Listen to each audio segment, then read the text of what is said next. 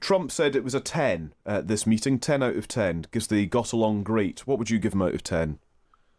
Probably 1 out of 10, I think. I mean, Putin's probably got 10 out of 10. He got exactly what he wanted. He didn't change one iota his ambitions and his constant, to be fair to him, his constant position on Ukraine. He got a red carpet treatment, which contrasted extremely differently from the treatment of President Zelensky when he met the US president. And at the same time, he managed to effectively, in the sort of communications, almost downplay Ukraine war as if it was something minor. And he was really about rebuilding superpower status of Russia and the United States. So 10 out of 10, Putin got what he wanted. And I think President Trump got a trip to Alaska. To what extent, then, should European leaders be relieved? Because one take on this is that Ukraine has not been, sold down the river well and truly and completely in the immediate aftermath of this summit. Well, I think, first of all, everyone would like to see peace in Ukraine. No one likes to see the tens of thousands of people killed, the bombing of civilians by Russia, and indeed the massive losses the Russians are suffering based on President Putin's egotistical desire to rewrite history. But fundamentally, so there was a plus there. At least, you could argue that Donald Trump has been trying.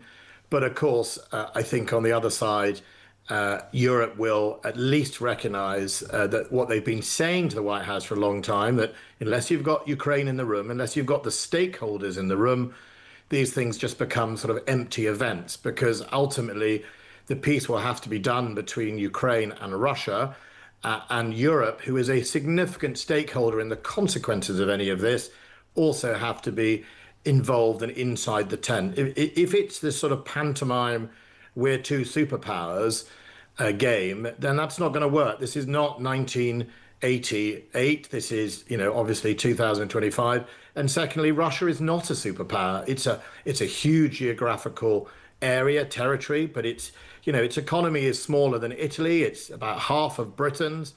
It's powerful because it's got a massive stockpile of nuclear weapons, and of course, we respect that. But it isn't in any way a match for most European countries vis-a-vis standard of living, GDP per head, or anything else. Yeah. So then, I suppose it's about really what happens next, because President Trump says now it's really up to President Zelensky to get it done. I would also say the European nations, they have to get involved a little bit, but it's up to President Zelensky, and if they like, I'll be at the next meeting, which he hopes will be between Putin and Zelensky. I suppose, first of all, should Zelensky accept that? Should he go to a meeting now with Vladimir Putin? Well, I think first of all, Zelensky is the victim of all of this, and it's absolutely important that Zelensky is in the room with whoever is deciding the fate of Ukraine. He is the elected president of Ukraine, and he's properly elected, despite Russian propaganda and some of MAGA. I think that's really important. But, there is another thing here, which is about Europe, and in Europe I include the United Kingdom.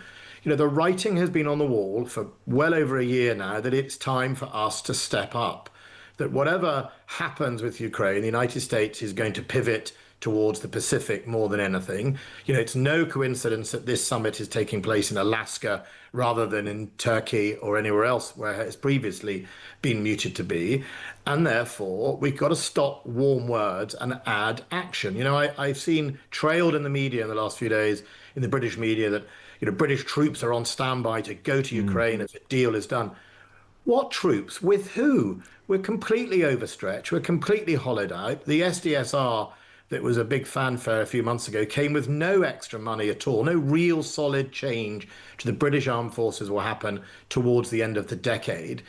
Yet we're still doing the usual Prime Minister strutting, volunteering our armies around the world without putting his money where his mouth is. So, this is the third or fifth or sixth warning to Europe to step up and do it. Now, to be fair, Germany is spending real money and growing and investing, it's modernizing its armed forces. Poland is, Scandinavia is, the Baltics are.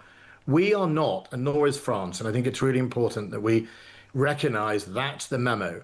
And if we're going to do that, we need to also send the message to Putin that he has something to lose. All the way through this, our main goal was Putin needs to recognize he's got something to lose.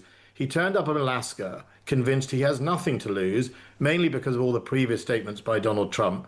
So why did he have to give anything? Of course, this negotiation was never going to produce anything because President Trump and his team had signaled for a long time they weren't really going to do anything. They weren't going to really put any sanctions on him.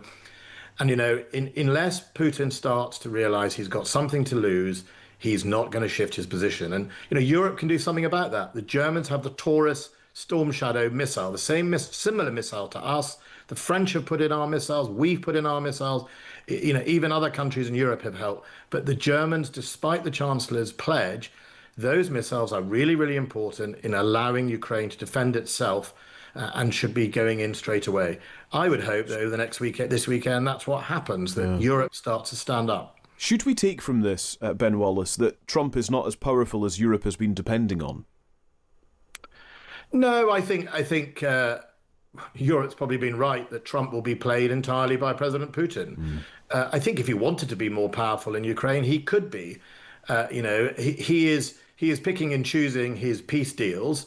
But I also think there's a slight danger that both President Putin and Trump are deluding themselves. President Putin has been told by his military commanders that all's going well and they're having great successes on the battlefield, when they're not really. I mean, they had a thrust a few days ago in the east, but actually that's now been pushed back. And they are losing, something like, 10-1, if not more, 50-1 soldiers to Ukrainian soldiers. So Putin thinks he's doing just fine.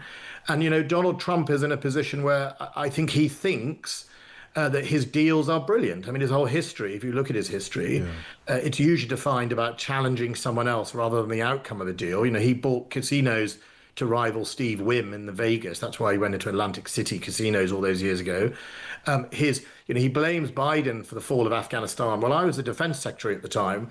It was the deal that Donald Trump did with the Taliban that was so fundamentally rotten that it allowed the Taliban to literally win overnight. But if you listen to him, it's all Joe Biden's fault. And I think there's lots of misleading views between the two of them. They've convinced themselves, and that's much more dangerous for society and all of us, that they are both, I think, individuals who believe that the world will thank them in 100 years, and it doesn't matter how many bridges they burn between now and then. And as long as they get their legacy, and aside to that, I think all politicians who get into legacy mode should leave office as soon as possible. It's usually when they make awful mistakes. But I think that's where we're at. We're into a legacy mode. We hear rumours about Nobel Peace Prizes and things like that. Notwithstanding the fact that we kind of await more detail of what actually was discussed, what was agreed, what wasn't agreed, etc., is it possible to assess whether Trump has made a mistake in hosting this summit at all? I don't know. I mean, there was a lot of criticism about, should he have been talking to President Putin? If you remember, and it's been slightly forgotten in the recent narrative, that lots and lots of European nations didn't isolate, including Britain and Putin, in the lead up to this invasion. There were lots of phone calls. If you remember, President Macron got, I think, wrongly criticized for constantly speaking to Putin. We spoke to him. I went to Moscow 10 days before to visit the defense ministry and the Ministry of Defense in the Kremlin. We all tried. We didn't isolate Putin, as Putin would like to rewrite history. We tried, and he wasn't interested. And he wasn't interested because he didn't invade Ukraine because of a threat, which he tries to pretend it was. He did it because he wanted this vision of a greater Russia, Belarus, Ukraine, and himself. And, that is still in his mind. That's how he views it. And ultimately, there's no harm in trying. There's no harm. When I was in my job, certainly as security minister, I often used to have to shake hands, as I used to joke my officials, with plenty of reptiles. That was part of my job, because my job was to keep British people safe when they were abroad. And if that meant we met with some rather unsavory individuals to do so, so be it. But that's what we have to do. I wouldn't have given the red carpet treatment in Alaska. And I guarantee what was discussed was probably business deals between the two countries rather than Ukraine.